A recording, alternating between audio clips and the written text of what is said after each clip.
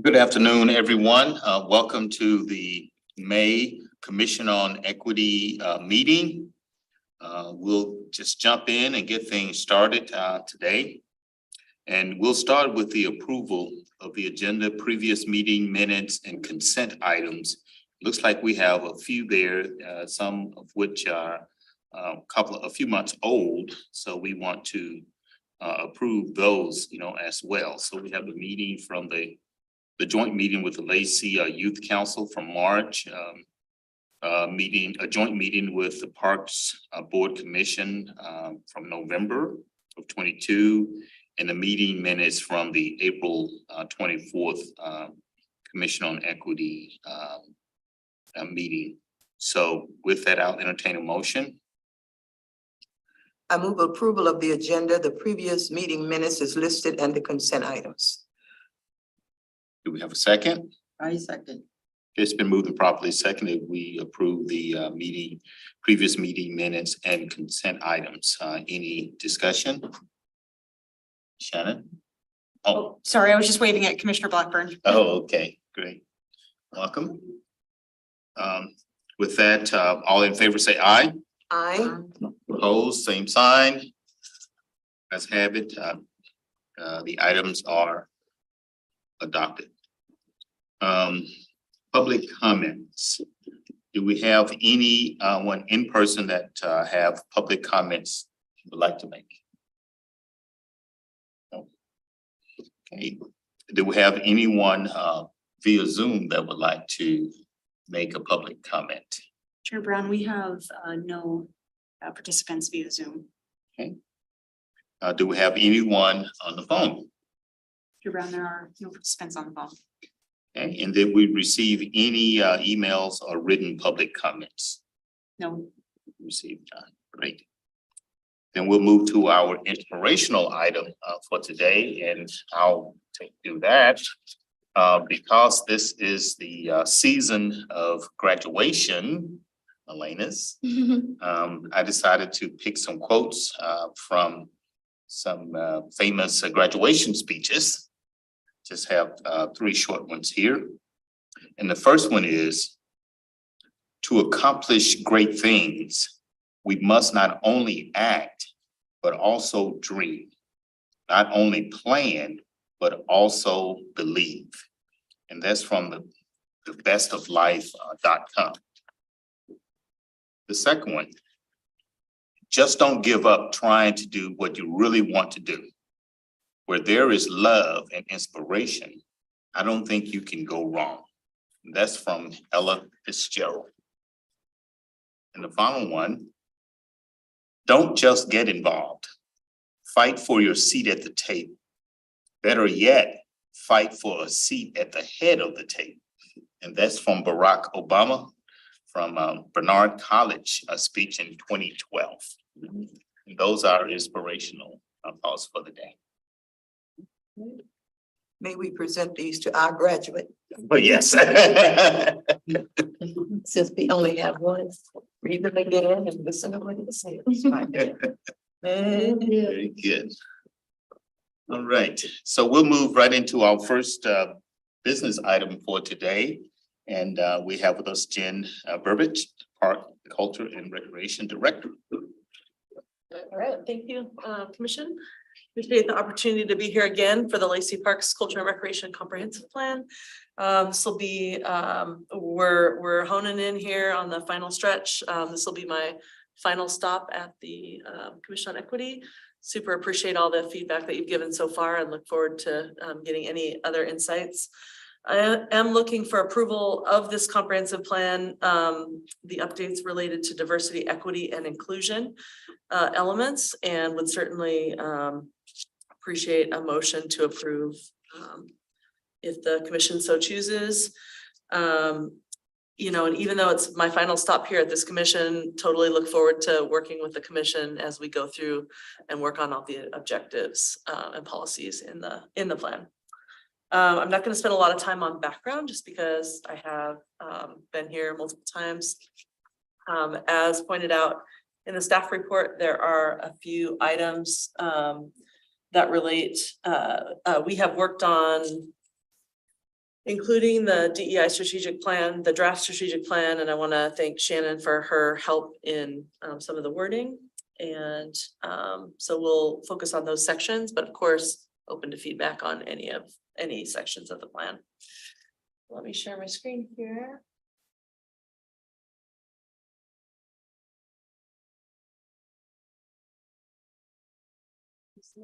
Yeah, Jen, it's gonna be the one to the right. You click on that one, well, your tab's open.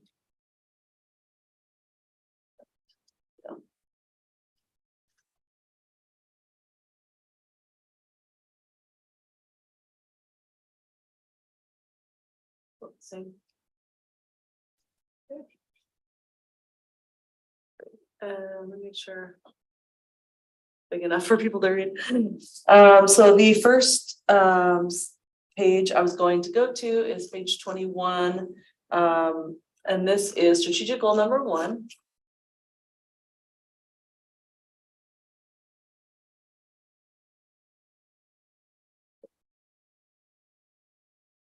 Busy, sorry about that.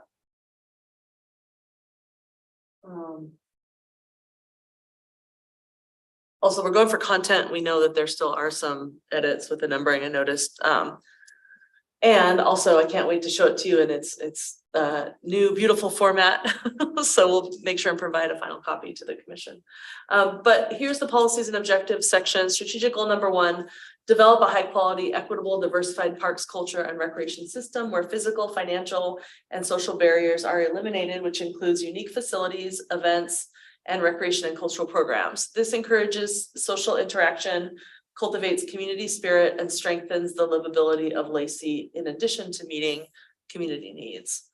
And the first focus area here is policy 2, implement facilities and recreation enhancements that meet the needs of the community. And objectives A and B are listed here. Host events and educational programming that promotes the respectful engagement of cultural and generational identities and practices. And then B is providing programs and events that foster belonging and inclusion. Lacey is a welcoming community. Also under strategic goal number 1, I wanted to move on to policy 8. Which states provide robust and community-driven parks, culture and recreation resources where physical, financial and social barriers to use are eliminated. And then if we look, this is one of those little typos here. I see there's 2 A's, should be ABC, provide free public parks, provide financial assistance for programs, enhance the financial assistance policy and program to reach kids and families in need in Lacey. And I was obviously just here recently with that financial assistance program, or called scholarships, but we changed it to financial assistance. So we've already started work on that. And then B here, providing services that are responsive, transparent, accountable, equitable, and welcoming, with an emphasis on providing a safe, trusted environment for underserved community members. Would you scroll back to, I think it's page. We're right there, number 8, the This one here? policy. Yes. Where physical, financial, and social barriers to use are eliminated.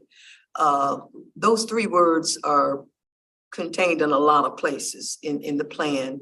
Would we add cultural in there as well? Physical, financial, cultural, and social barriers? Just add cultural in there too. That's a good idea. And it Certainly shows can. up in a lot of places in the plan. We talk about cultural barriers we want to eliminate and make sure things are culturally relevant. But for those 3 words that show up quite often, to add cultural in there as well, in that policy statement. So make it physical, financial, cultural and social barrier. Or social and cultural, however, but just add the word in there somewhere consistently throughout the plan, because that shows up in a lot of places. Yeah. So yeah, that would actually be in the strategic goal itself, right? Because it's listed.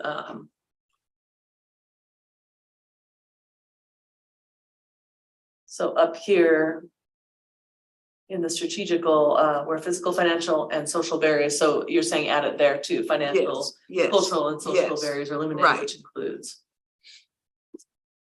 It is consistent throughout anywhere that There's phrase shows. cultural in it. What's that cultural programs? Yeah, oh, go ahead, Shannon. I was just gonna say, from what I'm hearing from Commissioner Jackson, it would be to add cultural, like, so to make it culturally relevant and accessible to the broader community. And so the idea being, yes, we are reflecting culture in what Parks, Culture and Recreation does, but also making note that there are different cultures that we'd want to make sure that we are providing the resources so that our programming could be accessible. Is that? Right, and everywhere we have physical, financial, and social, I'm just saying add the word cultural as well. Happy to do that. Great. Let's see. And then also under goal 1, policy 10. And be sure and stop me if you have questions or additions. Did we pass the part that had keeping up with growth before we got to the, So keeping up with growth is in the intro. right? Yep, Could we go back to that for just a second? sure, yeah. And Commissioners, while Jen is going back to that reference, one thing I will note with the addition of cultural is that when we take a look and circle back to our draft diversity, equity, and inclusion and potentially belonging plan, we're gonna want to keep that in mind because this language was pulled from that plan. And so we'll just want to make sure that those two are in alignment. But I think that's a great addition. Shannon, do you mind typing in keeping up with growth? It's, That'll make everyone dizzy. Or Ethan. It's a silent K. it's made on this document, but I don't think that's what it is. Is this the section in the beginning, in the Right there, executive summary? right there, Uh-huh. keeping up with growth. Okay, But we talk about Lacey is the fastest growing city in Thurston County, and as of the Can we add some demographics in there that also says we're the most diverse city in Thurston County? And add a little demographic data on the population. yes, in fact, we do have plans to do that. Public Affairs is actually in charge of that graphic, just to make sure that we're using consistent language. Yeah, that just in looked all like the cities. perfect place to put it. Yeah, we're the fastest growing city, but for folk who don't know that, they also don't know we're the most diverse city in Thurston County. And here are a few demographics that show the range of that diversity, that all the rest of what we're talking about, trying to make sure that we're culturally relevant and social and very, that's why we have a need to be all those things. And I'm amazed at folks who don't realize just how diverse Lacey is. They even live here, not to mention Olympia and Tumwater. So if we're gonna have a printed document that talk about we're the fastest growing, here's who's contributing to that fast growth, a diverse population, and Parks and Recreation need to be, which we are doing, be responsive to that growth.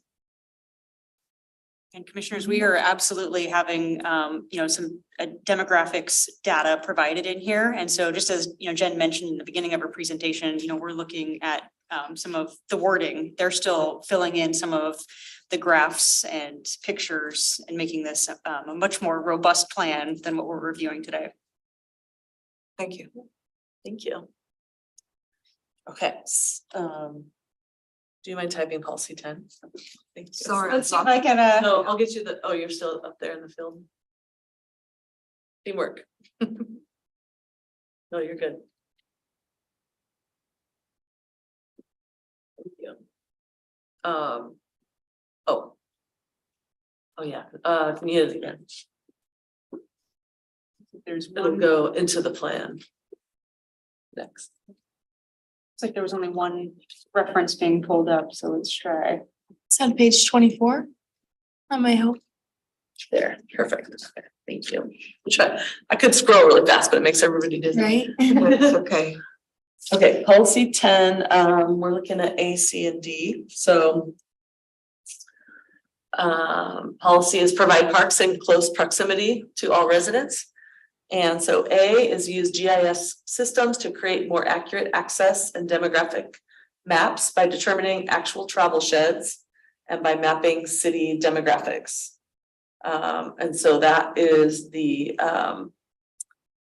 you know, something that we talked about this in the past meeting of, you know, really looking at what the exact travel shed is, not just putting a bubble around or a circle around the park for access.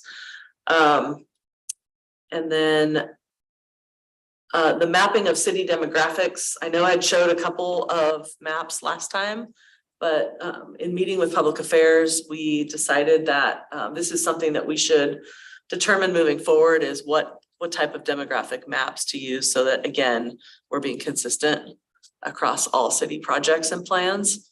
So it is in there as an objective to come up with what those are.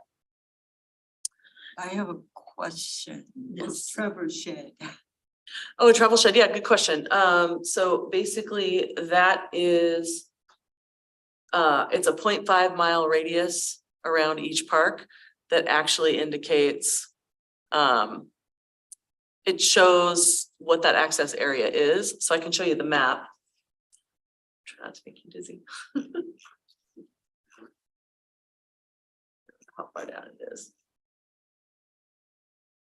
So Commissioner Sauer, why Jen is trying to find that. The idea is that, you know, most people will travel, you know, approximately a half mile to go and access, whether it's via walking or biking or rolling or some other format of travel.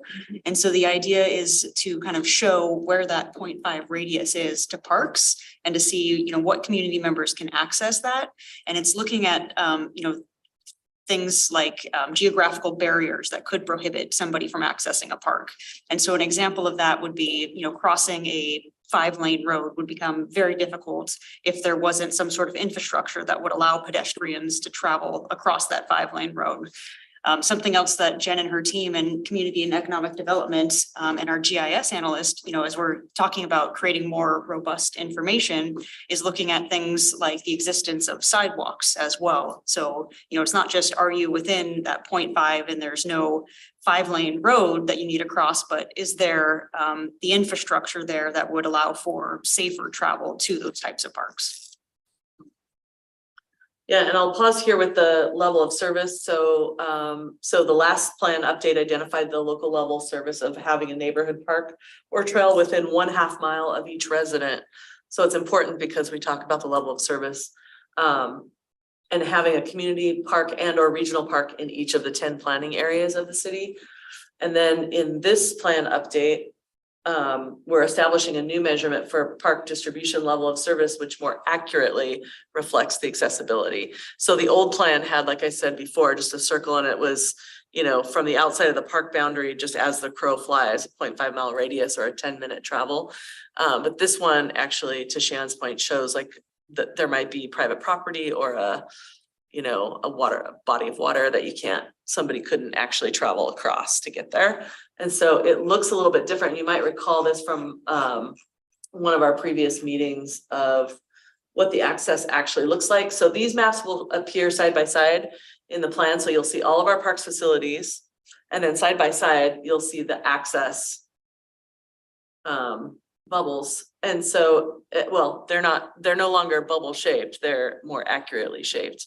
So you can really see where we lack access to parks, and it's right in here. Now there is this really big one here that's doesn't have access all the way yet because we're still, you know, that's the Great Keogh Park project. But something that we're also showing in this plan is access to other park facilities that are non-city, just to show, because there are actually, and this one isn't finished yet, but you'll see once the final plan comes out that there are some other parks that others operate within that area. So it just gives you a pretty good glimpse at where the access is for people. You want to go back up to 10? It's still in there.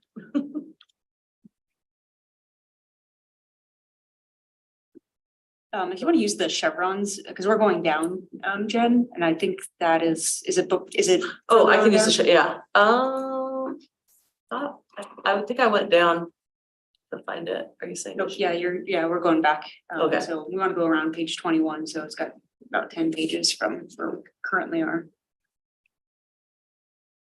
I see. Okay.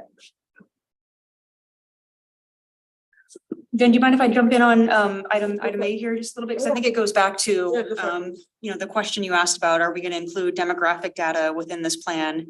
And so one of the objectives that is identified here is to create a much more robust system where people could access and get multiple layers of data to kind of take a look and do, their own analysis.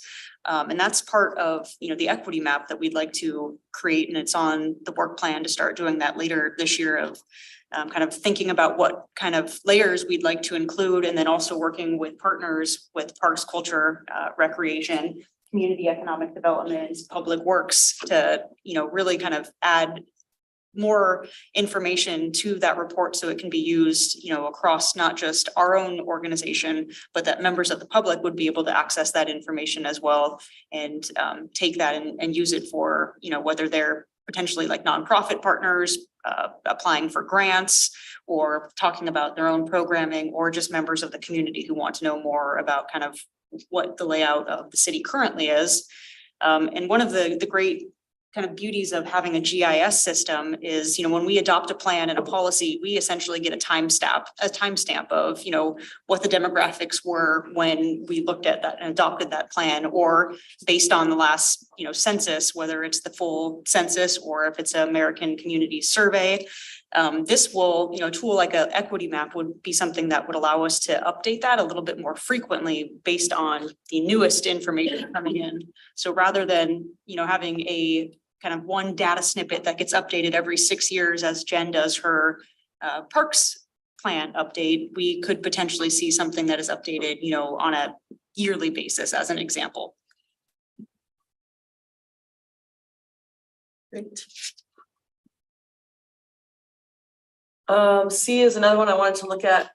Use frequent public transit map to evaluate public access to parks, and we'll scroll down here in just a moment and look at that. And then D is work with partners such as Intercity Transit to increase access to parks. And so on that note, and you'll probably recall this from the last time I was here, the frequent public transit map shows areas with public transit every 30 minutes. Those are considered the frequent transit access on this map, and the travel sheds indicated on this map are 0.25 mile or a 5-minute travel. So we used that to kind of measure, how long it would take somebody from a frequent bus stop to the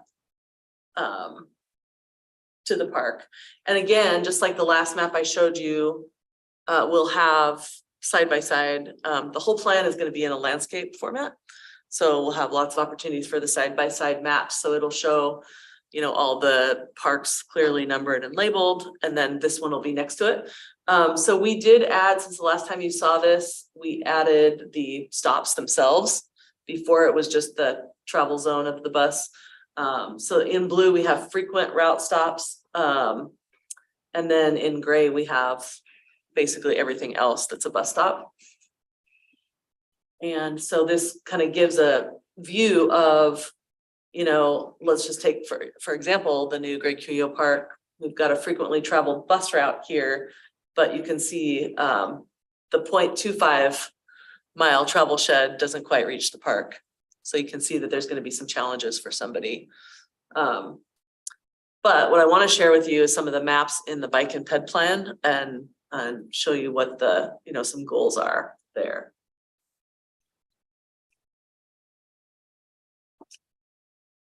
So I'll come back to that last, the city's pedestrian bicycle plan. The next one, strategic goal number 3. And 2 talks about funding and partnerships, and not that that's not important, but again, just focusing on some of the elements that relate most closely to the DEI strategic plan draft. So number 3, develop a trail system that interconnects parks, schools, neighborhoods, open spaces, other trail systems, and important public facilities. And then this is where we actually note the following policies and objectives are derived in part from the city's pedestrian and bicycle plan. Please refer to the latest update for the most recent information and for additional information regarding safety, connection, and building momentum in Lacey. And what we would like to do is go ahead and make sure there's a link on the website next to the Parks Culture and Recreation Comprehensive Plan of any other plans that really are related. So we can do that with the DEI strategic plan once that's done.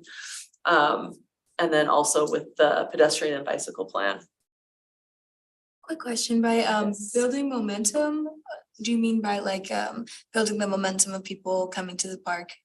Or, So what I did here is, these are the three areas that the pedestrian and bicycle plan focus on. Mhm. Safety, connection, and building momentum, which I'll show you. And so that's why that was included in there. Okay, it's their language from there. It's language from there, yep, Policy plan, and I'm yeah. actually gonna show you that, yeah, Okay, but interesting, I could just leave it after this comma right here, if that makes more sense. I was just curious. It was interesting wording, so I was Yeah, like. yeah. Good question. Okay, so again, I have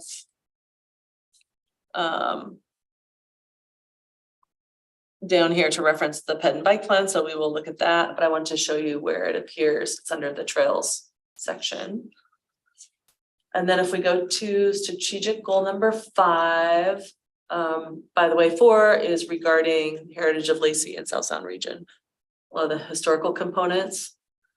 We do reference here the Lacey Museum strategic plan, but since it's a shorter plan and it is updated annually, we did say refer to latest, so we were actually going to put this one in the appendix. Let's see. 5. Use sustainable systems and practices that ensure the environmental, economic, social, and cultural needs and desires of future generations will not be compromised. And so this is where we reference the DEI draft plan. So the following policies and objectives are derived in part from the city's diversity, equity, and inclusion draft plan, which will be completed after the adoption of this plan. Please refer to the latest update for the most recent information.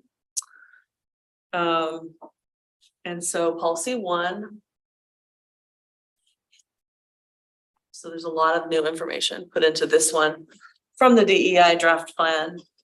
Policy 1 is increased community access and engagement. Objectives, implement the communications plan, including developing a language access plan to improve communication accessibility and continue to enhance the cultural relevancy of city materials. This will all sound really familiar since you've been working on the strategic plan. Continue to develop and implement engagement strategies that build community trust, increase participation of BIPOC and other underrepresented voices in local decision-making, including on advisory bodies, task forces, and planning efforts.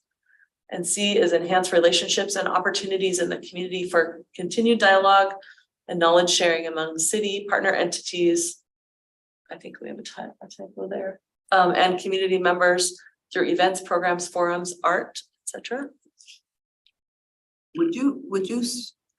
Is BIPOC spelled out somewhere earlier? It's just thrown around like a bunch of widgets. I don't BIPOC. believe so. Is that something you'd like to see? I think this might be the first.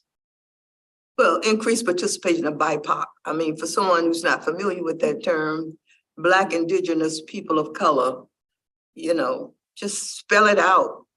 And so when it shows up later on, you know what you're talking about. In parentheses.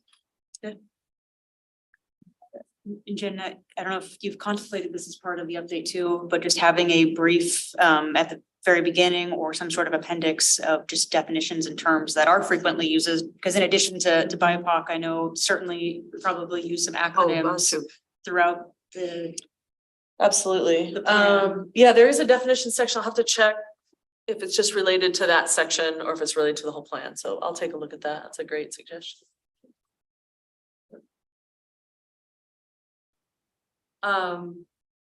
Be intentional and create meaningful tools and metrics that contribute to equitable outcomes. And E, recognize and support diversity and inclusiveness through acknowledgement statements, public art, events, programs, and use of city platforms to amplify community voices. And then the policy 2. protect and preserve natural habitat for people and wildlife. Continue to support, protect, enhance, and restore the natural environment and eliminate health disparities so that all have the opportunity to achieve their full health potential. I think that's the only one we inserted language from the last copy.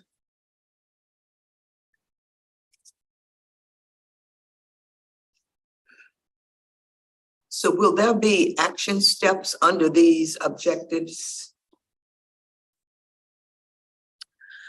So the implementation actions are listed in. They're more the there isn't under each section. But the implementation actions are more project related.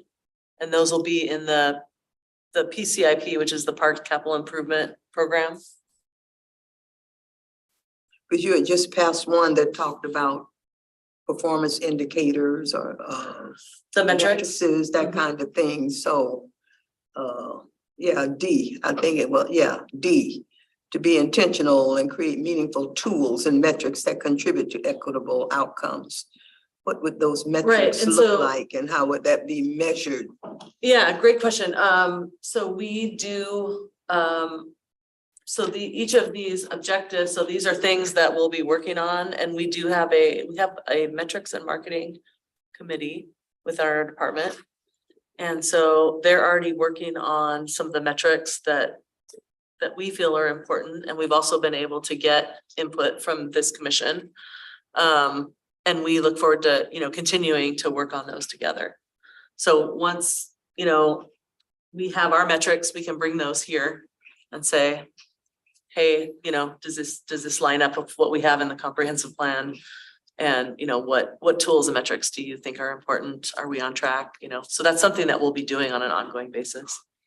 Yeah, I actually agreed with, before you guys were having this conversation, I wrote down, do you have set goals for this plan? Because a lot of times we see this, especially within the school district, it's really easy to put on a plan, this is all the equity that we have in place, but to actually tangibly see, like based on this new plan, we have made this much change and it has made this many positive effects is a completely different thing, So like maybe whether it's on the plan or not, but to have within your group, like, okay, by the end of the year, we want to have this many cultural events, or we want to increase these rates by this %. You know what I'm saying? And it would also be nice for the community to see that and be able to hold the Parks and Recreation accountable for those positive changes. So, yeah.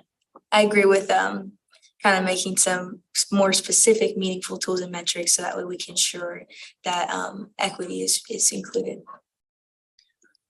And commissioners, I would say, what this objective is saying is that we want to take a deep dive and look into that and really determine what would be good metrics and benchmarks moving forward.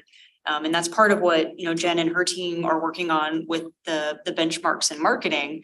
But that's also something that overall the city is going to continue efforts on. And I gave the example of, the equity map and having that as a tool to help make more informed decisions moving forward with an equity lens. But also we've talked in the past about creating that equity tool for policy program decisions. And that's something that's forthcoming on later this year on the work plan to start those conversations. And so those would be tools that would really help us kind of further the objectives outlined in B, with the intention that hopefully, in the future, we can come back, to this body as well as other advisory boards and then the greater community and say, we're using these tools, we're being very meaningful and intentional about how we're using them. So that way we can create benchmarks and metrics moving forward to start tracking.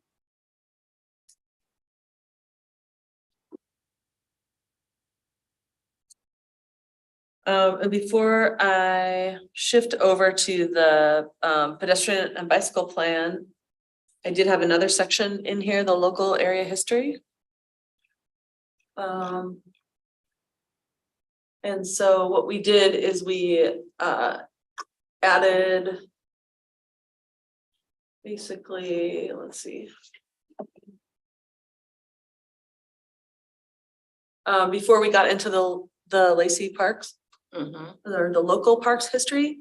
We added a section called local area history. Mhm. And you'll recognize a lot of the information. Our museum curator, Erin Quinn Melcho, had updated the proclamation for History Month in May at the May Council meeting. I know that Heritage Month, yeah. some of you were there. And so you'll notice a lot of the same wording is now inserted into here. You know, for thousands of years, the Lacey area was inhabited by the Coast Salish people, specifically Southern Lushootseed speakers, now known as the Squallians, Squaxin and Island tribes. They harvested food and materials from the sea, estuaries and rivers. Their lives and cultures would be forever changed by the exploration and settlement of European and American people. And then again, hopefully you've had a chance to read through it. I don't know if you want me to read it word for word, but we talk about settlers that came in, and then the Northern Pacific Railway extension. We talk about St. Martin's College, and then kind of the vacation industry that was happening in Lacey. And mid-20th century. And then we talk about incorporation. So I think that this is a great addition to the plan and just a little bit tidbit about the history. I found it very interesting to learn a bit more about pre-Lacey before it became a municipality. And it helped me understand some of the residual angst, if you will, between Lacey and Olympia, where Olympia actually made 2 attempts to annex Lacey. And and that's what led Lacey to go on and become a municipality on its own. But Olympia made 2 attempts to annex Lacey that failed. So it goes way back, you know. I use the word angst, I won't say animosity, but even today between the school districts, I felt it quite a bit when I was on the school board, you know. But that one paragraph helped me better understand, you know. And for Lacey to now be the biggest city in the county, over Olympia, you know, kind of put some things into context. Now Lacey can annex Olympia. We have the most people, and the way we're growing, we're the biggest in area as well. But it goes back to 2 attempts to annex Lacey and failed. And I didn't know where it fit, but when you added that history piece, where does Tangawao fit in? Is it part of the city now? It's still a growth management area or unincorporated? Yeah, urban growth area. Urban growth Yeah. management. Yep, and this, there have been a lot of discussions over the years, as far as annexation. And it is slated to potentially, you know, eventually be annexed in. It becomes, quite a deep conversation about costs, just the conversations I've seen about it. So there's a lot of aging infrastructure in that area, but eventually, maybe Ryan might have some insights on I was that. gonna say, commissioners, we've actually got 2 experts on the subject sitting here in the room, and they'll be here for the next item. And certainly if you have some questions just generally about annexations, I'm sure that they would be delighted to talk a little bit more about that. Well, it wasn't so much about annexation as it was the history. Sure. And there's a rich history about Tangawao, you know, being the first planned community in the state of Washington. And for people who don't go back to the early 70s, I mean, its own community would set aside parkland, school, used to be a complete shopping center down there. You didn't have to leave the Tangawao area. Fast food joint, banks, drugstore, post office, right there in that strip. You can't look at it now and know that, but it was planned. Tangawao, East Tangawao, Thompson Place, and just right outside of Lacey. But it was the first planned community in the state of Washington. Veterinary clinic, medical facilities, and I don't see anywhere around here where that rich history is included in anything, not Thurston County history And so when I read that, I was, Tanglewild is really Raleigh Thompson and that whole effort to, and this was the first area that Blacks were welcome to this area that would be rented to a houses sold when nobody else would. But Tanglewild has a very rich history that I don't see it being captured anywhere for anybody. Yeah, so it says many Black people arriving in Thurston County faced housing challenges due to discrimination and Right. redlining, ended up living in Lacey, Right. but you're right, it doesn't point out I appreciated in the- seeing that statement. in the Yeah, Tanglewild right. area. But anyway, it's neither here nor there. But when I read that and say, still no one making any reference to the historical significance of that whole Tanglewild community out there and the role it's played in helping Lacey become what it is today. It might be worth another look at that and see if we can't get it Not in there. necessarily in this master plan, but it's just sitting out there like, such a historical piece to this whole area, northeastern part of Thurston County. Yet to be annexed, but there it sits, Mhm. there's a major player. I mean, set aside school, Lydia Jane Hawk and all of that stuff with its own swimming pool. And you literally didn't have to travel within 3 miles to find everything you needed right there in Tanglewild. It's not the case now. Service station, banks, everything. They're gone. They're gone. They're part of history. Well, that was like before 1966. No, late 60s, early 70s. It was a huge area there and it began to change. The grocery store, the whole thing, full-fledged grocery store. I think it began to change considerably about mid-70s. And then the Chevron was gone, then the burger joint was gone, then the bank closed down, then the drugstore, it's just one by one, but it was a planned community out there in that area. So commissioners, I don't think we have recognized our historian of the year sitting amongst us. So I do want to point out that Dr. Thelma Jackson, a commissioner here on the Commission on Equity, is the City of Lacey's Historian of the Year. Wow. But, for people picking up this master plan and reading this with historical sections in it, that's come here in the last 15, 20 years, they don't have any idea, I had but no idea. you see the horse and the buggy, and we know about the train depot and the resorts that people used to come to. And so it just kind of leaps from that part of the county of Lacey, the area history, over to what we know Lacey to be now. So I just raised that. And we do you mind typing in Tanglewild? Sure. We do have the 10 planning areas of the plan. And so let's take a look. Now I can. I can go to that section. Oh.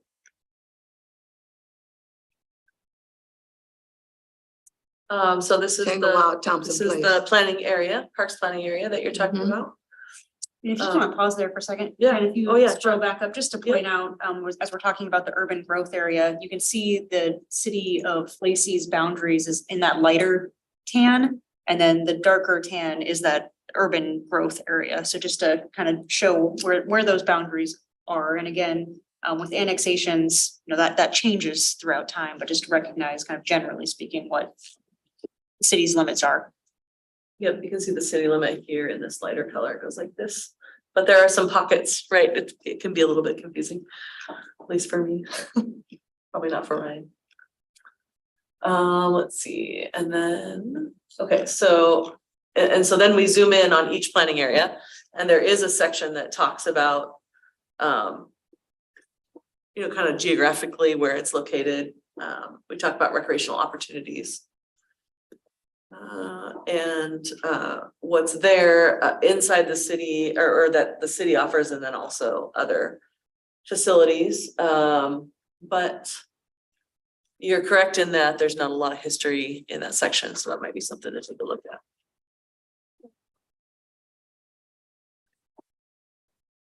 Any other thoughts or questions before we go over to the pedestrian and bicycle plan?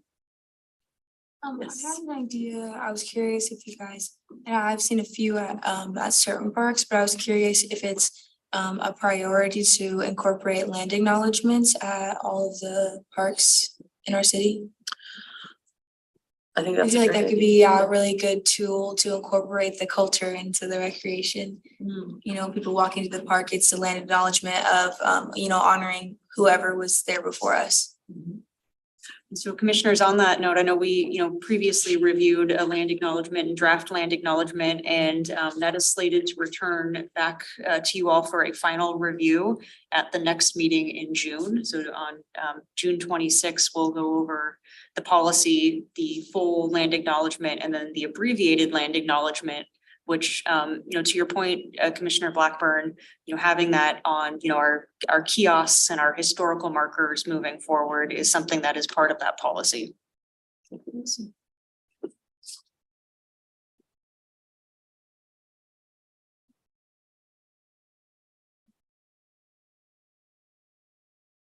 So. Stop share. Oh, no, I didn't read it. Share. Sorry, I could have just gone to the other tab. Excuse me. I need to go right back where I was. Here we are. Okay. So this is the pedestrian and bicycle plan, and so what I was able to dig into a little bit more after our last meeting, we were talking about, looking at the infrastructure that's around parks and like development for the city. There's a lot of really great information in here, so I pointed out a few pages in your packet. Page 6 is the first one I wanted to look at. Get a little bit bigger. So the plan purpose. And so this plan has policies, programs, and infrastructure recommendations that aim to improve connectivity, safety, and comfort. You could also, it does, I was gonna say, you could say the word access. It does of the city's walking and biking networks, so people of all ages and abilities can safely access the many great community assets within the city of Lacey and the urban growth area. So there's a lot of really good data about, pedestrians and bicyclists. And then, so that was page 6. And then on page 8, these were those guiding principles that I had mentioned in that other section, that making it safe, make it connected, and build momentum. And page 20 was the next one I wanted to highlight. And of course, you're welcome to look into this more. So there's some maps. These are the pedestrian segment recommendations. And so you can see, so here's that Great Keogh Park example. You can see that there is a recommendation for a sidewalk that comes, connects from, this is Dram Road up onto Carpenter Road extended. And then you've also got pedestrian focused routes. Those are in the purple color. You've got off-street connections in green.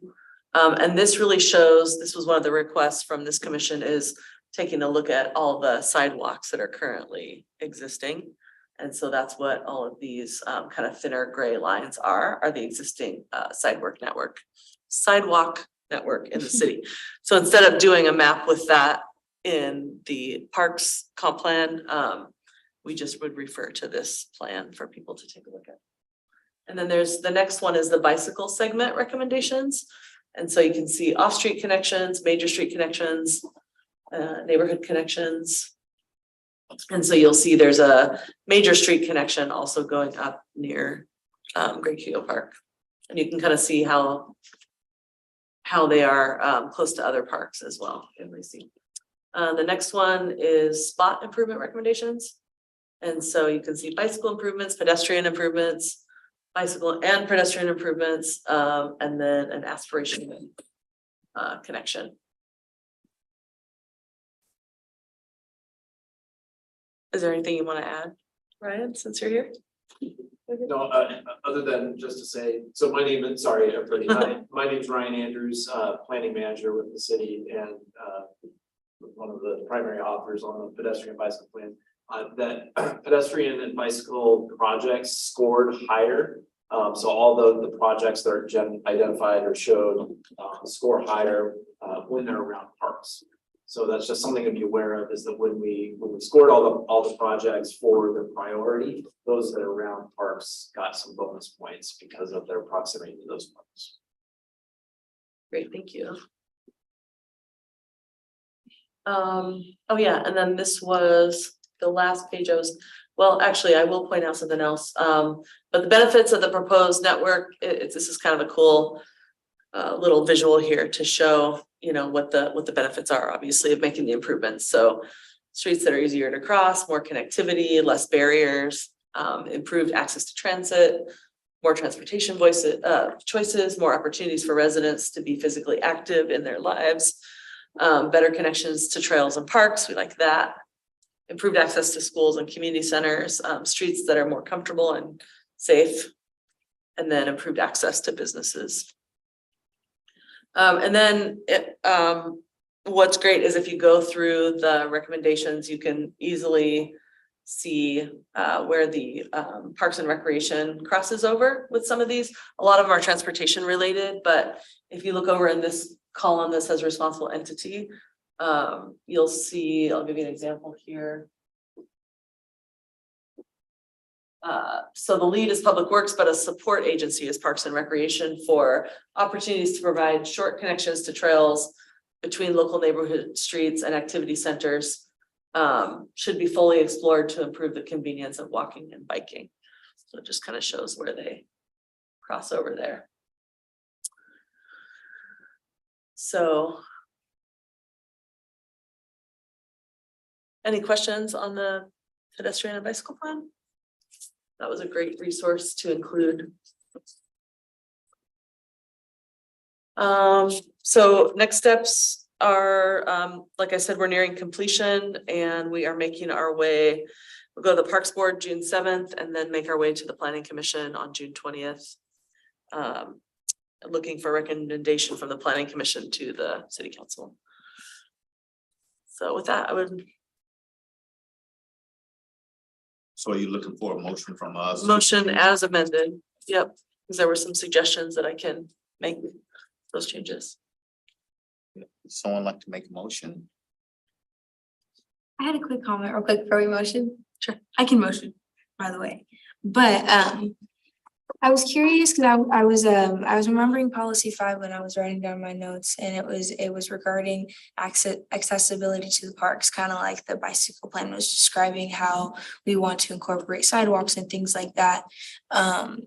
But I feel like it'd be very effective to not only look at the physical aspects of how people are getting there, but how are we attracting youth members? How are we attracting our senior citizens to our parks through events or things to do there? Because that's the whole point of parks in the city, is to increase cultural environments and, recreation going on. So we have all these parks, and of course, sports programs will, utilize these areas, but I feel like it would be nice to not only track, how are we doing with our equity efforts, but how are we doing with our marketing, our advertising to get the amount of, students that are going to the park after school rather than to somewhere where they shouldn't be. How are we, making those positive changes as well? So just something to add. I really feel like that would be very important to kind of incorporate some ways of how are we going to attract our youth members? How are we going to attract our senior citizens to the park, and, all in between too. Yeah, thank you. We are, per the discussion at this commission, we are going to be putting more signage in the parks to help with that marketing effort. And we look forward to having more discussions too about that. Appreciate your comments. Just a quick question before the motion. Is this still a draft, or is this the final thing that we're about to take action on? So this is still a draft, and what I would be asking this commission is to approve the updates related to diversity, equity, and inclusion.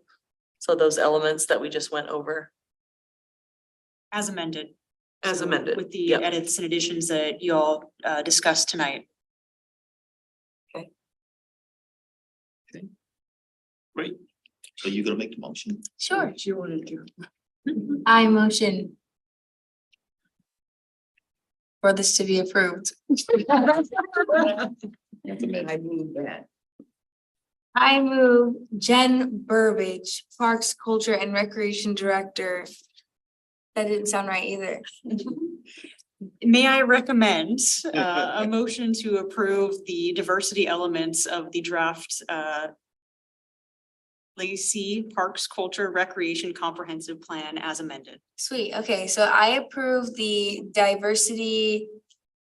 Okay, I move the changes regarding diversity within the Parks, Culture and Recreational Comprehensive Plan review.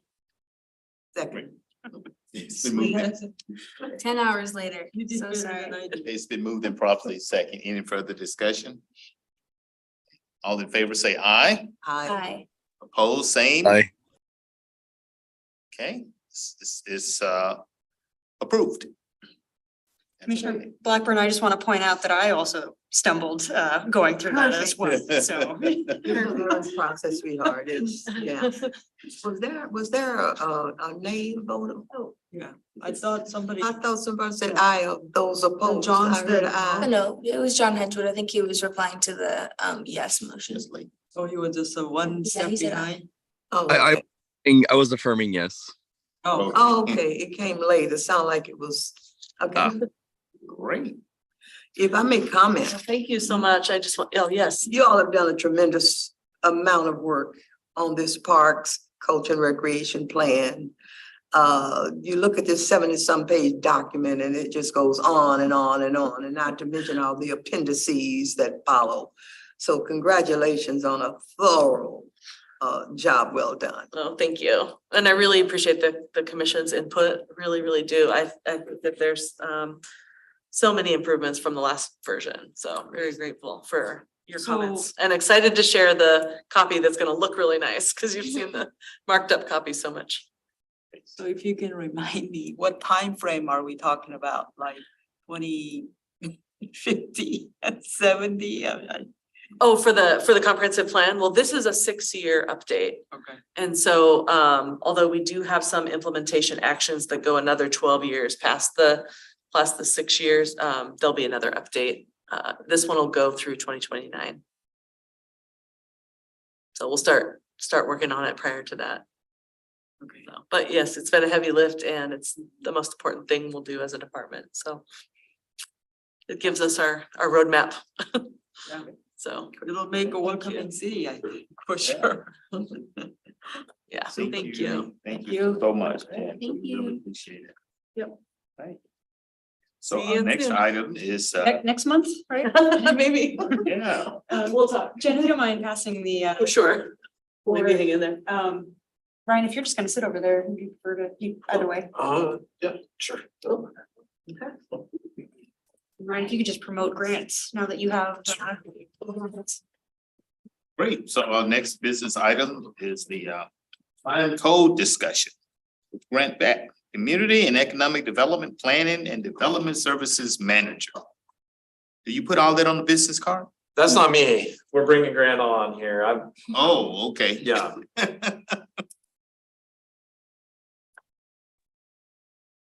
he I don't know, is. that was a underwhelming promotion. I feel like I'm already at my probably beyond where I should be in life and my profession.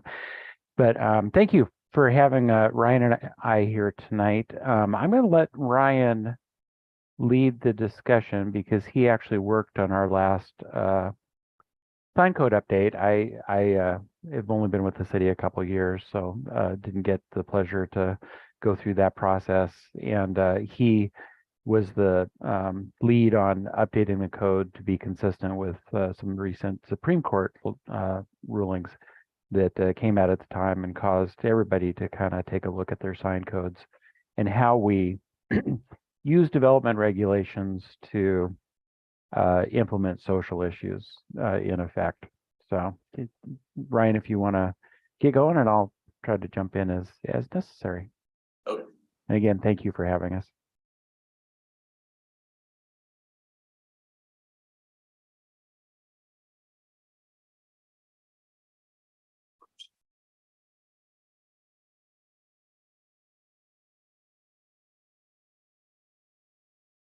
All right, so yeah, by way of introduction, my name is Ryan Andrews. Thanks for having us.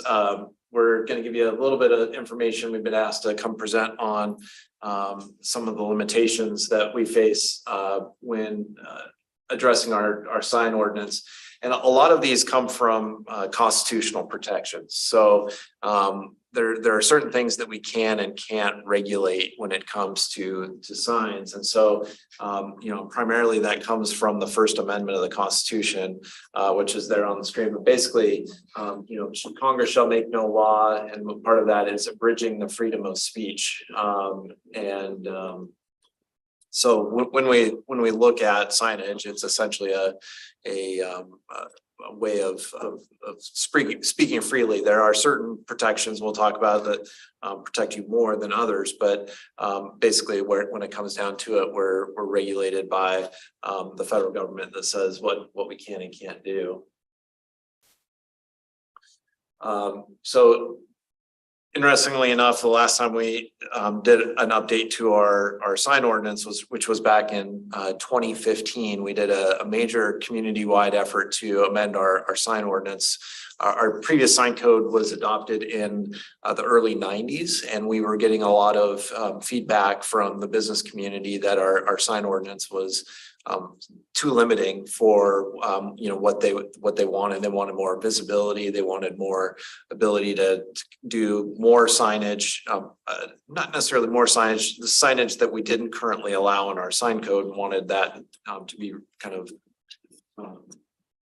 rectified with an updated sign code. So we hired a consultant. They helped us go through this, and we had a significant community effort. And then within 6 months after that, the US Supreme Court came out with a significant decision, which is this Reed versus the town of Gilbert, Arizona, that put some restrictions on or eliminated what we previously had for restrictions on some temporary signage.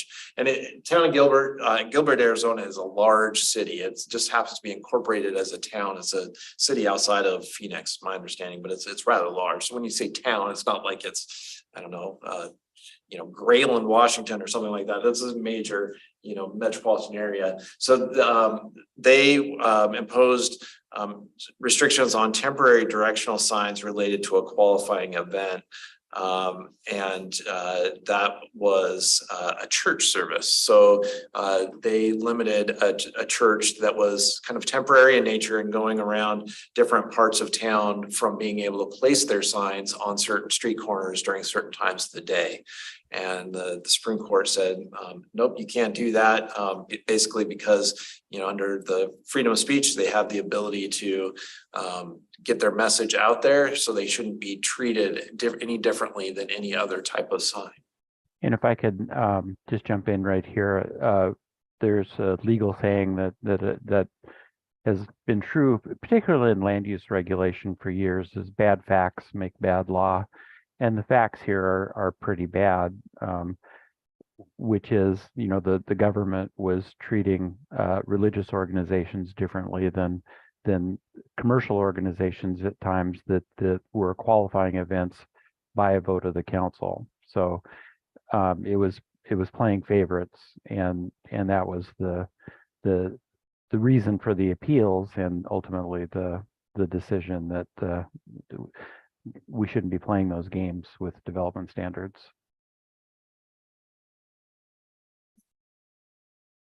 So the Supreme Court held that a town sign code, so basically any sign code that treats various categories of signs differently based on the information that they convey, violates the First Amendment. So put a couple of examples of signs there on the screen. So on the left is essentially a commercial sign that you might see in any kind of commercial area in Lacey or somewhere else.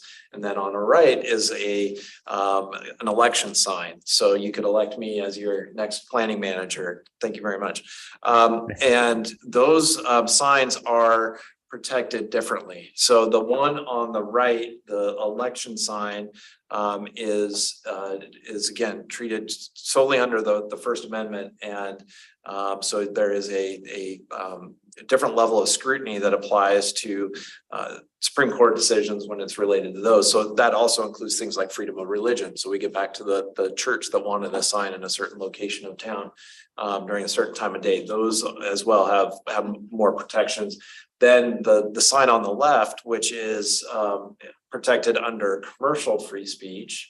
Commercial free speech is protected under the First Amendment, but does not receive as much protections as non-commercial speech, such as political speech. So that is how, when it comes down to commercial signs, we get into some really fine details in Lacey as far as what you can and can't have on a commercial sign. We get into, what the size of the lettering can be, what the color of the sign can be, those kinds of things, because those types of they don't have the same protections under the Constitution as the political or the religious freedom of speech. So for example, we can't tell somebody what their election sign has to say on it or can say, or how long it can be in a certain location. They have to basically gets the same treatment as any other freedom of speech protection, versus the left-hand side sign that I showed there has much less protection under commercial freedom of speech. You back up one slide there, Ryan, too. Sure.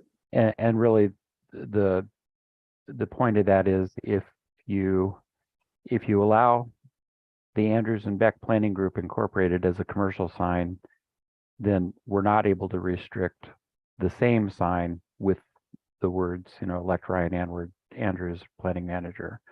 So if we have performance standards, if you will, or development standards that allow a 4x4 Andrews and Beck A board in the right of way, then we can't restrict the campaign speech differently than those dimensional standards.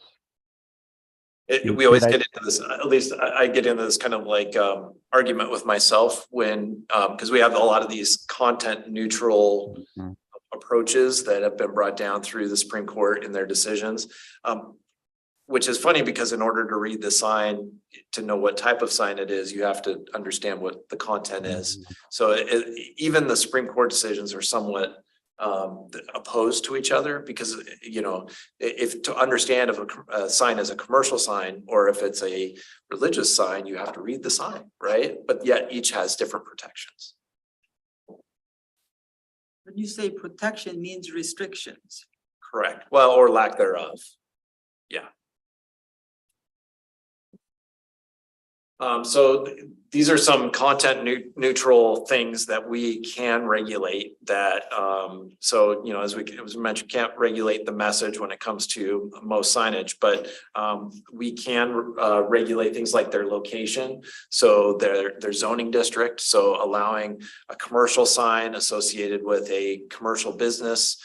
If somebody wanted to do the same type of sign in front of their house, if they were living there, they could not do that. So we're able to regulate it by the zoning district that the sign is being placed in.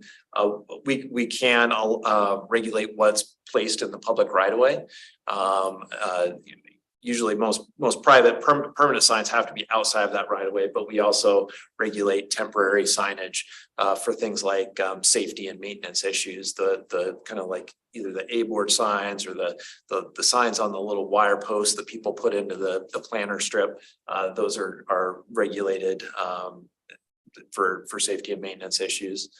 Appearance, things like their size, their height, and their materials, we can regulate those to make sure that they're durable, that they don't get too big or they interfere with other things. The type of sign, so whether they're freestanding, so freestanding is typically like your pole sign. Maybe it's a sign at a gas station on a pole. A monument sign, which is a monument sign, is a sign that's placed directly on the ground. In Lacey, we only allow essentially monument signs that have a solid base that they're put in. For permanent signs, we allow monument signs. Things like banners, streamers, whether or not they're inflatable, the crazy inflatable guy doing this on the corner. We regulate all that. We can regulate all that kind of stuff. Portability, whether or not their signs have been there for a long time, and if they're abandoned or dilapidated, we can address those things as well as their condition too. Quick question, when I see people on the corners, like for a furniture store or something, they're flipping it around and they're dancing and all, is that regulated as well? It's not, and in fact, that they're protected under their freedom of speech to be able to do that, as long as it's connected to their person.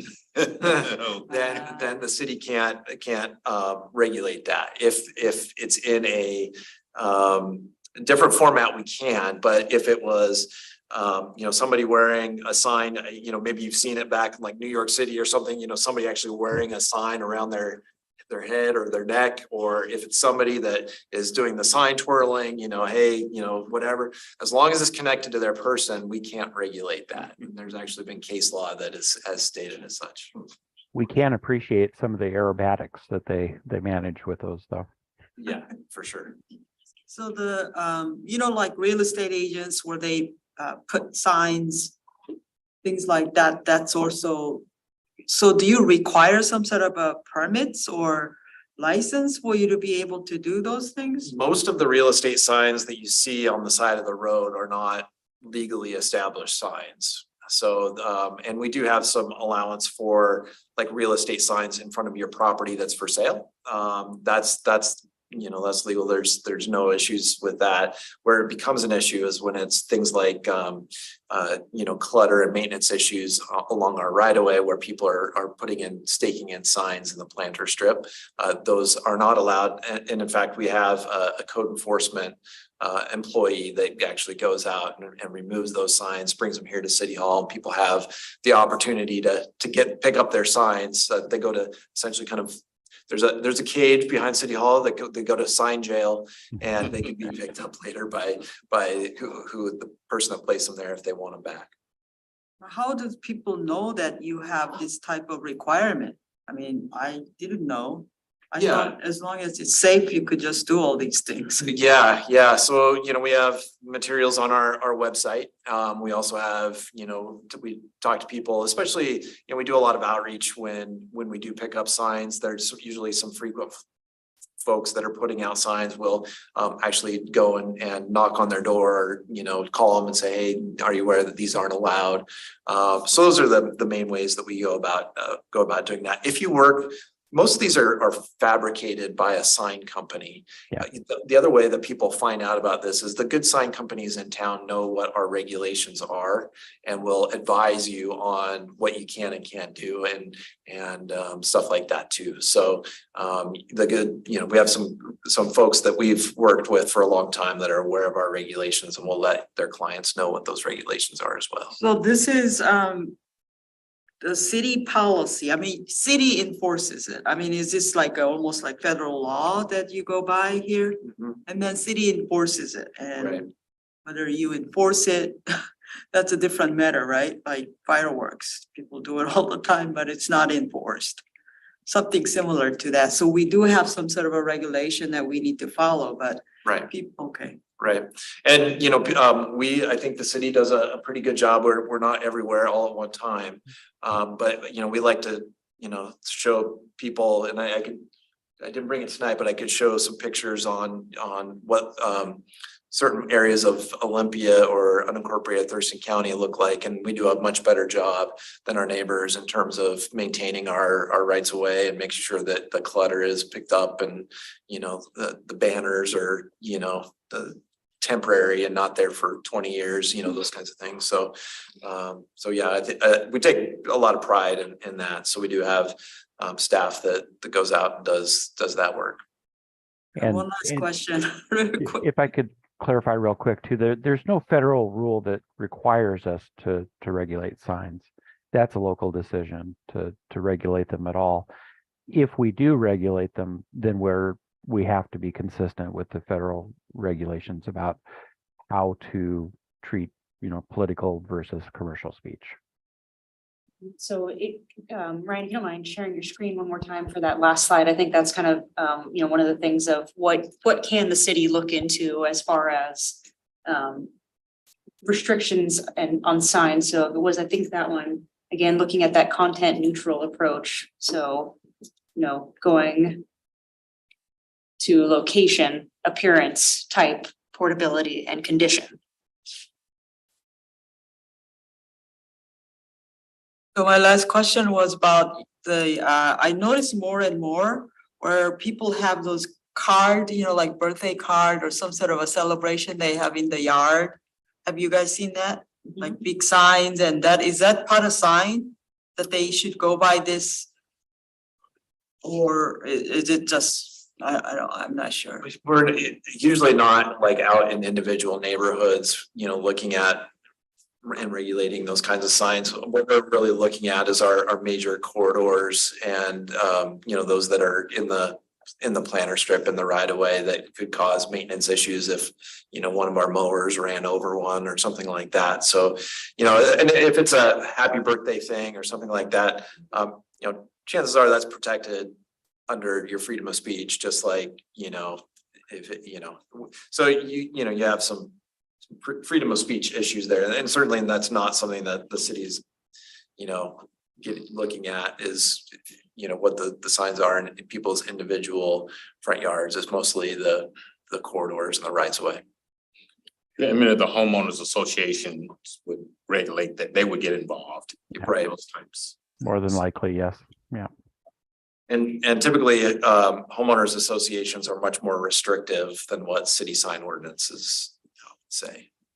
So, they in your covenants, whether they're legal or not, they may have certain prohibitions on, flying certain flags or doing those kinds of things. Those are things that have been found before in private covenants, that's for sure.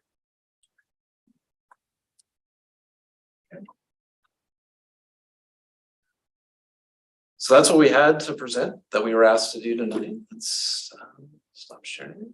Any other questions, comments, feedback? Now, how does this apply to the utility wrap program that's being developed? Are you guys involved in regulating those as well and managing it? Yeah, so those are there's allowances for the city to be able to do certain things, to do promotional things that don't require permits. So that would be one of them. Things like the banner over College Street, those don't require permits.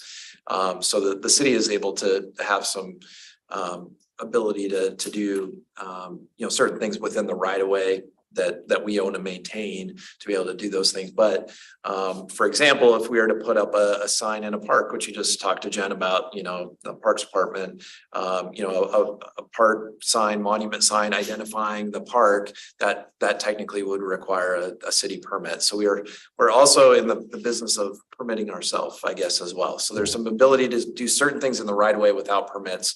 But if it's something else that's on the property that is a substantial structure, like a monument sign, that's something that we would issue a permit for. And I think that's really referring to the entrance signs and identification signs, internal signs with land dedications and stuff. That's not something we permit. That's up to Jen. Commissioners, on the topic of utility wraps, I do want to point out that there are 2 new utility wraps that have just gone up here in Midtown. And so as you're leaving City Hall, you might be able to see one on College, and then the other one is just down by the library on College. And the idea is that they are eventually going to have more of these in the Midtown area. And I just want to express kudos to Grant, Ryan, and Sarah Schelling, correct? Yep. As well as Donna Feliciano. They've been working on these utility wraps, and they liven up those street corners already. They look fantastic. And They do. I think as we're looking at our utility wrap program outside of the Midtown, I think, just that impact is going to be pretty significant, but well done on the utility wraps here in Midtown. Good. And that, I don't think we'd even, those wouldn't even be considered signs under anybody's sign code. That's placemaking. That's developing your community and your community vision. So yeah, thank you, Shannon. And we are excited about that. All right. Thank you. Thank you very much. By the way, is Grant a new, Rick Walk, was he in place of Rick Walk or? No, no, no. Sorry. So Grant likes to say that, but Grant is currently serving as the interim Director for Community and Economic Development. Interim, yeah. No, I'm the Planning Development Services Manager. I've been here 2 years, came in to help Rick with the department and kind of manage the day-to-day activities so he could do the big thinking stuff that he's so good at. And got thrust into the just trying to keep the wheels on the bus until we do a new recruitment. So, which is actually easy when you have, a solid team like Ryan and his long range staff and the building folks and the current planners. So. Great, thank you. Thanks. Thank you all. Our next item, 5, are commissioner reports. And so the first is Juneteenth. And so I'll give you an update on that. Commissioner Hart and I serve on the planning committee for the Juneteenth event. And we've been providing updates each month as we move forward. Everything is on track. We're moving forward with the plans, we're finalizing plans and moving towards, looking forward to just executing the particular plan. Fred U. Harris has been, of course, involved in leading the way on the discussions and planning for this event. I'll just highlight a couple updates. One is that as we mentioned before, we have all three, what do you call them? The A, B, and C Shelters. Shelters. We have those 3 shelters, and so we have all of that area in front of those shelters that we'll be using this year. A couple of decisions that were made. One is that we would move the stage. One, because we're going to have a larger stage, so we're going to move it down. If you're standing in the shelter facing the playground area, we're going to move it to the right. So there's a big open flat area there. We would move the stage there and understand that so other organizations have big events in the park, they would generally put their stage in that location. So we put the stage there that faces out, and we will be moving the food preparation and serving area from C to B. So it'll be in the middle. So they'll prepare the food and have the serving lines at that particular shelter. So it'll look a little bit, quite a bit different. And then we'll have the display booths between shelters A and B, and then on the right side of the stage. So they'll be on the left side and the right side of the stage. And the shelters would be available to be utilized for people who want to sit under them and do other things in the other 2 shelters. And we'll have a big playground area off toward the basketball courts on that end of the area. So those are the major changes as for the physical setup, for the event. And the program hasn't changed. We're all set to start and have, speakers, and we'll have the band performing, as well during the event. We do have some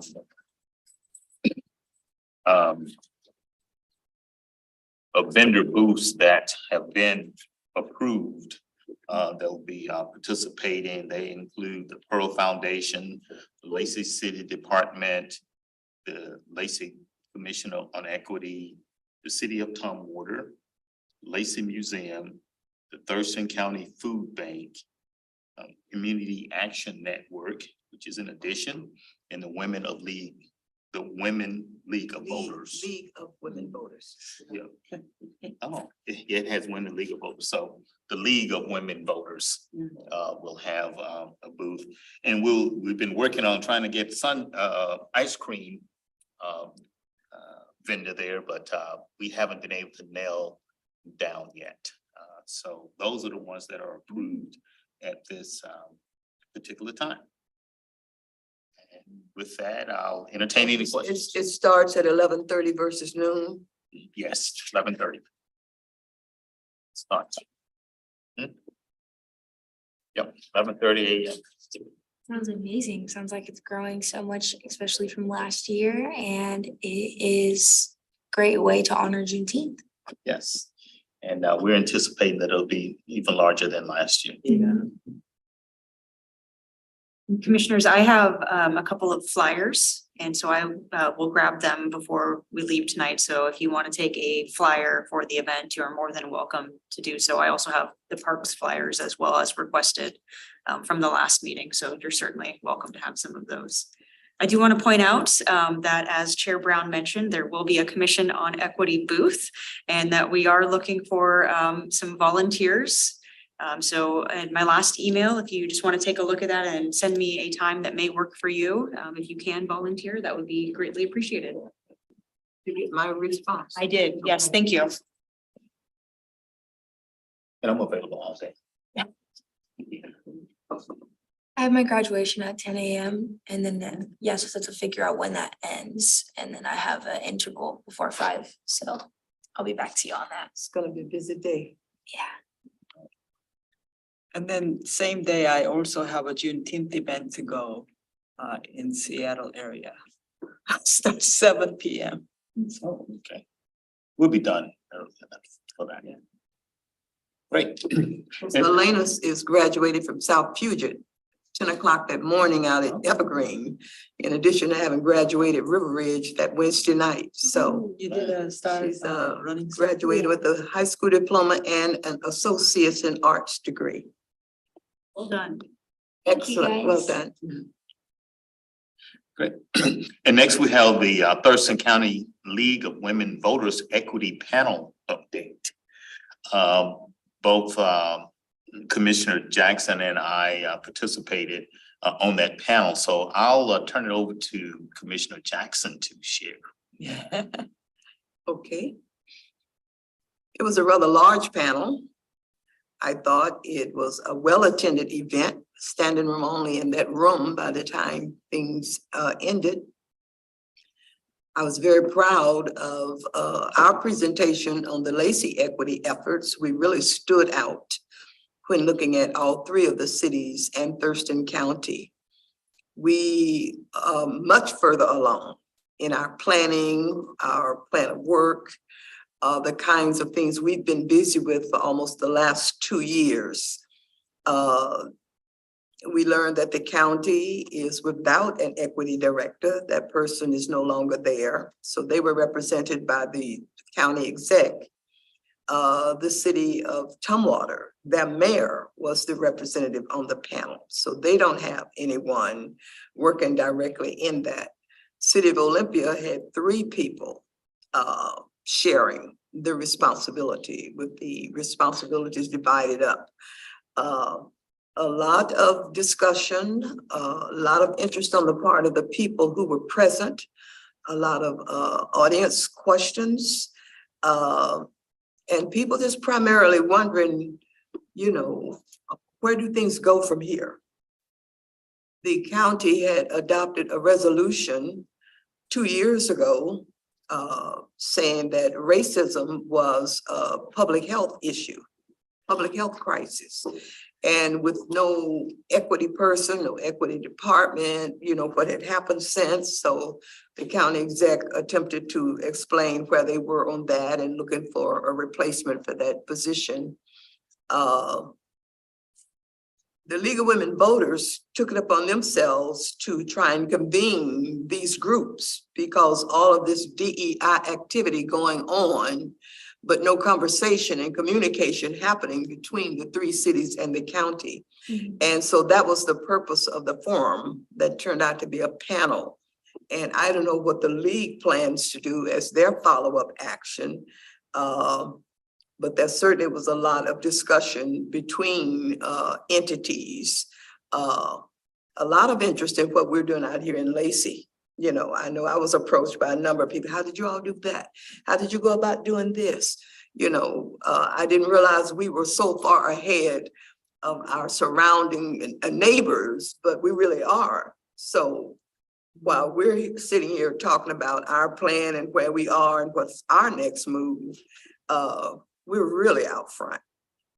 We're really out front. And so it was a great gesture on the part of the league to be the entity, a nonprofit, nonpartisan entity that attempted to bring this dialogue together.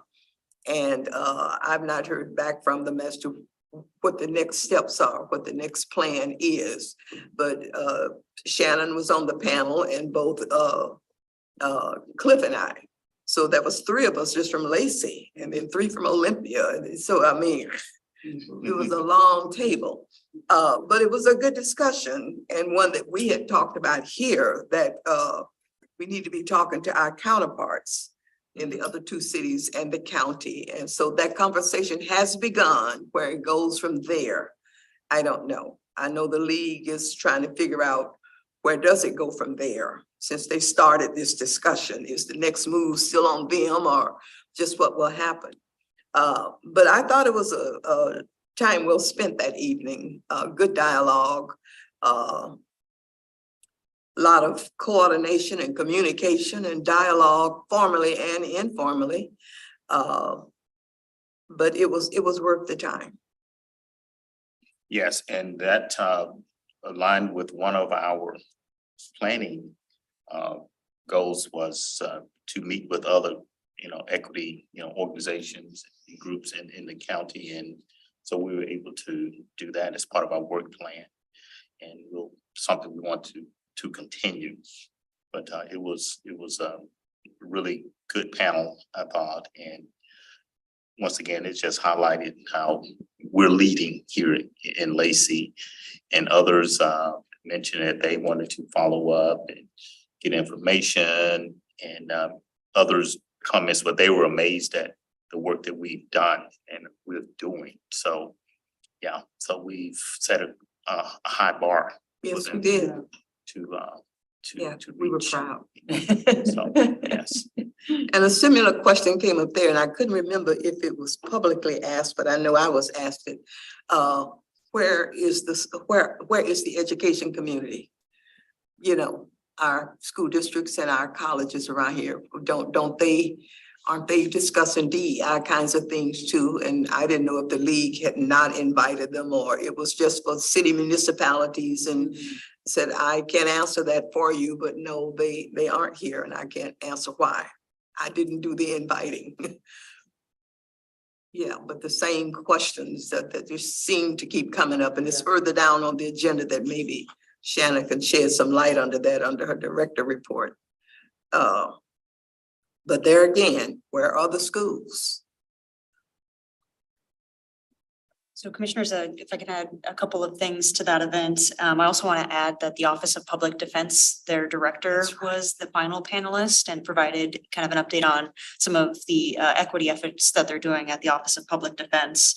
And so I think the question that Commissioner Jackson posed of what's the next steps is a good one. And so at the event, I said that the city of Lacey would host the next quarterly meeting of our government partners. And so we are certainly going to start looking hopefully for a time, maybe late August, September, after kind of summer, to get our DEI representatives from the various jurisdictions.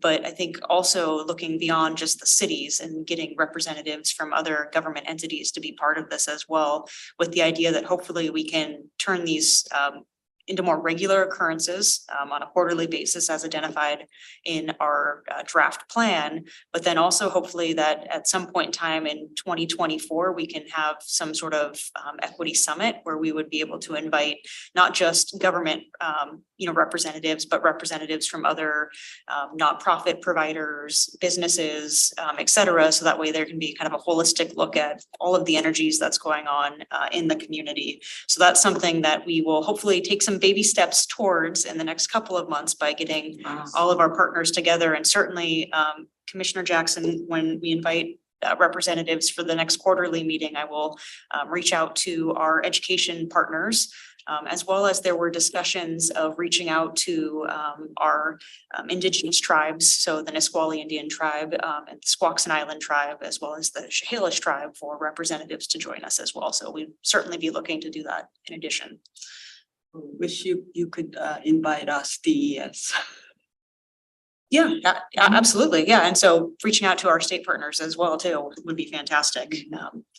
I do want to just also mention that I have asked for the slide decks, and so hopefully we'll have an update on those shortly, so I can send them all out for anybody who was there or who was unable to make it to see kind of what the presentations were from each of the jurisdictions. Also, there is going to be, per my understanding, and I'll follow up with the league on this, but a recording of the meeting as well. So if you would like to watch the entire panel, hopefully that will be available, if not already available, for the general public. And the next item is the Thurston County League of Women Voters Equity. That was it. Oh, that was it. Okay. But the All director, right, now we're down to director's report. Well, good evening, commissioners. It's nice to see all of you. So we are working on our next community forum, which is going to be the LGBTQIA+ community forum. And I'm working with Commissioners Hedgewood and Commissioners Clay. And Commissioner Hedgewood, you can expect a invite for a next conversation follow-up on that. We have reached out to multiple organizations here in the community to see if they would be interested in being a collaborator or partner. And we are going to continue to see if that is a possibility. We have found a space. The Lacey Timberland Library is very excited to host the community forum. And so they are actually going to likely provide the meeting space, but if we need some additional space, open up the entire library for us to be able to utilize. But they are very excited to be partners with us on this event. And so far, what we have penciled for dates, so this is tentative, is going to be July 10th or July 12th. We are just hoping to be able to connect with our community partners to see if we have some other collaborators for that event moving forward. So hopefully we'll be able to do that here shortly. Yeah, just a reminder to ensure that it's a date where all city officials and school officials do not have any other and more important things to be at, so they can kind of soak up all the needed information that is provided at these community forums.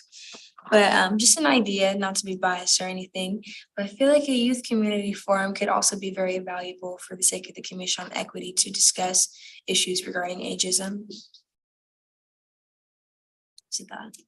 No, and Commissioner, we certainly are going to look for opportunities in the future to continue to build off of not only engagement with the Youth Council, but also just hear more community youth voices in the future. And I also just want to make a, kind of a reminder too that, as we're going through these process of collecting, all of, the perspectives and experiences from community members, that is certainly something that, the Commission on Equity and city staff are taking, and recording so that we can use that information for programs and initiatives that move forward in front of the council for action. So, essentially, again, the Commission on Equity is the advisory board for this Lacey City Council. So your efforts with these community forums are being communicated back up, through various means, whether it is policy documents, program suggestions, et cetera. Yeah, we could present it as like a students of color forum rather than youth forum. Commissioner Hedgewood, did you have anything to add? Any comments? Nope. And Commissioner Hedgewood, we'll certainly be meeting here soon to continue the planning for that event. Sounds great. And I tell you, the community forums, as I'm rounding about in the community and talking to people, that is something that they are most excited about and most appreciative of, is having these various forums, and that we're having a variety of them really is going over well. People really like the idea of us doing that. Mhm. And their follow-up question has been, so you heard, what are some of the things you've heard in those forums? Is usually their question. So it's a good engagement along those lines, in the community. Yeah, so Asian immigrant community, we are talking about it too sometime in September. I have some people lined up to help, so. Great. So yeah, we'll have conversations on that shortly, Yeah. Commissioner Sauer, on identifying some dates and potential venues. And then we have the equity presentation at the joint Lacey City Council North Thurston School Board Yeah, so meeting. Commissioners, at the last Tuesday, the City of Lacey and the North Thurston Public School Board held a joint meeting to talk about a number of items, and I see you've got the full agenda over here, but we discussed kind of the Young Child and Family Center, as well as parks outreach and engagement. And also Grant Beck joined the meeting to talk about comprehensive planning, which this body is going to be becoming more and more a part of as we move forward with that effort, as the city begins its comprehensive periodic update here. And then the final item on the agenda was a conversation on equity efforts at North Thurston Public Schools and the City of Lacey. And so Dr. Antonio Sandiford, who came here previously and presented on the equity efforts for North Thurston Public Schools, provided a presentation very similar to what he provided here at the Commission on Equity on the initiatives that were ongoing.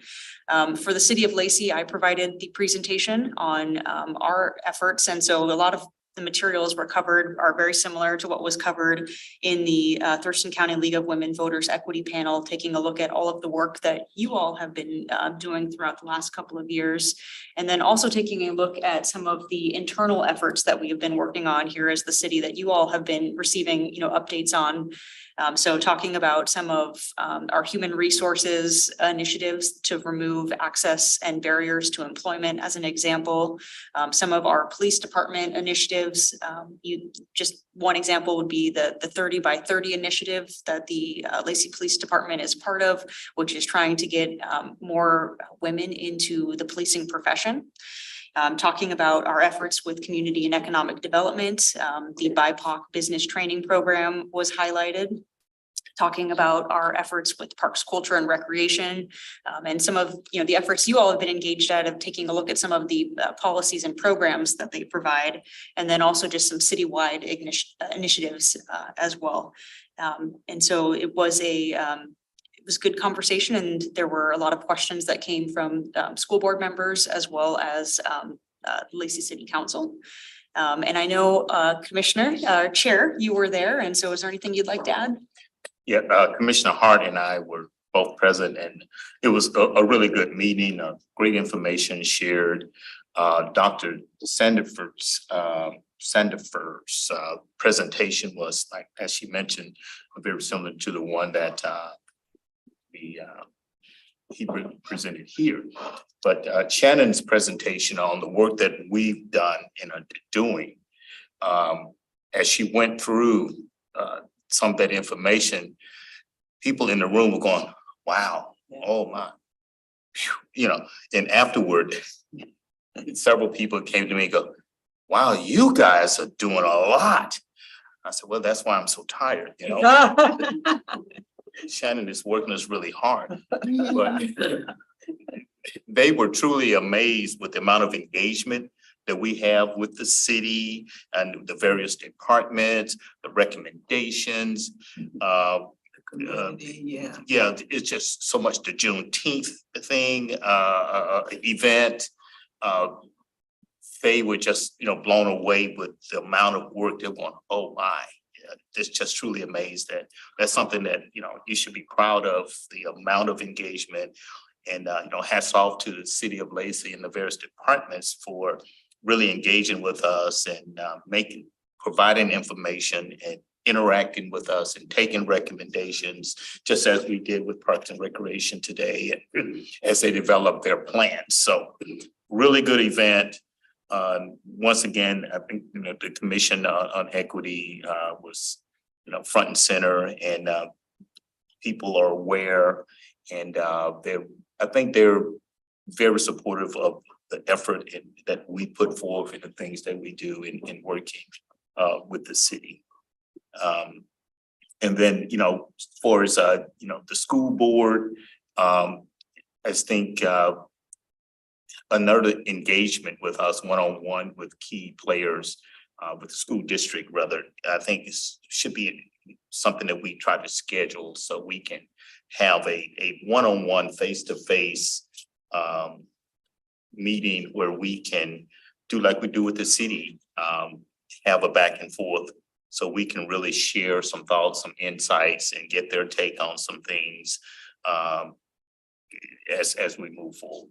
Yeah, I think there's just more to be done in building a relationship with the school board and have them reach out to us and have an open communications line where we can reach out to them if we have questions or some questions or issues that we would like addressed. And I agree.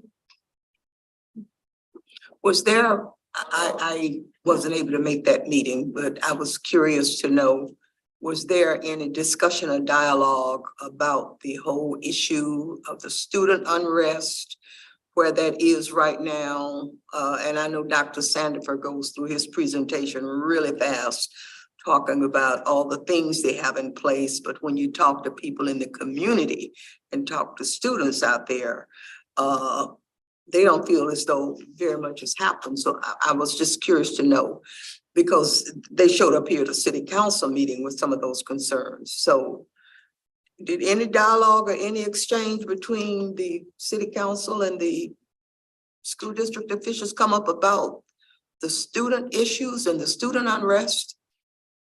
no, not in that forum, in that setting, it did not. But, I have some questions that I'm gonna provide to Shannon to see if we can get some response along those lines. And my concerns is with, the students at the student level in the communication line and the process that's followed and communications plan around that. So yes, I'll provide some questions tomorrow too. So we can once again see if the school district will respond to those. I just wanted to mention, go back to what I was highlighting to the representative for the Parks and Recreation people for our city. And I wanted to emphasize to her that, you can have 150 pages about equity and, make it look as though you are participating in all these things and, practicing equity and incorporating that into everything that you do. But can you tangibly see the difference in the community from, the changes that you've made to your document, or from, the presence of, like our commission, we can see and describe, tangible changes that we have made throughout the community or efforts to do so. And so that's what I wanted to highlight to her and let her know. And that's where I feel like Mr. Sandifer falls short, because throughout since sixth grade, when I began this whole, anti-PS activism thing, there were tons of documents at you about how, they're working so hard to end all these issues, but they're still continuing. And so I want to be sure to highlight to them at any point in time possible. Yes, we can document and present for 3 hours about all the equity that we are, incorporating into all that we do, but can you see the changes made? Are students happier? Can students tell these things are happening? So. There were students there at the table and they didn't bring up any issues or ask any questions, so. At the table with? At this meeting? At this meeting, yes. An observation on my part, we had filings last week for elections coming up. 3 of the 5 school board positions are up for re-election. All 3 drew opposition. One of them, I think, has enough that they'll have a primary runoff. So out there in the community, there's a lot of interest in the board for people, because many years go by and you can't find anybody interested in filing for school board position, and the incumbents usually are re-elected over and over again with no opposition. But all three of the positions drew opposition this time. I mean, all three of the opening positions, with one of them drawn enough that they'll have a primary. So we should see some pretty good dialogues and some pretty good forums and some pretty good exchanges going on at the school board election level this year than we ordinarily see, by virtue of the interest for the people that showed up and put their name on the dotted line and willing to challenge these incumbents. All three incumbents filed again, so they drew opposition. So I thought that was a curious point when I saw that in the Sunday paper after filings. I said, oh, okay, we're finally gonna get some public conversations going about state of education around here, because without that, you know, people just get elected to another 4 years and other folks sit on the sideline and gripe, but some citizens have stepped forward to challenge these positions this time. So it'll be interesting to see. It's just an observation on my part. Anything else? Yeah, Commissioner, the last thing that I just want to highlight, because I did not highlight it in next meetings and events, and I know Chair Brown talked about the Juneteenth celebration at length, but I do just want to say one more time that the Juneteenth celebration is coming up on June 17th from 11:30 to 4 p.m. And it's going to be a fantastic and amazing barbecue, and it's hosted by the Fred U. Harris Lodge, and we are collaborating partners, and we're happy to be collaborating partners with the city of Tumwater, and it's going to be a fantastic event. So I hope to see all of you and all of the community there as well. Question, why is City of Olympia, have they been invited or they just, They have their own separate thing. oh, okay. Remember I talked about that angst that's out there? Okay, But Tumwater's on board and Yeah. participate. great. Excited. And that is it for me, commissioners. Great. All right. If there's nothing else, then I'll entertain a motion to adjourn the meeting. So moved. Do we have a second? Okay, it's been moved and properly second that we'll join the meeting. Time now is 7:24 p.m. All in favor, say aye. Hi. Opposed, same. Meeting is adjourned. Would you give me Getting better at this.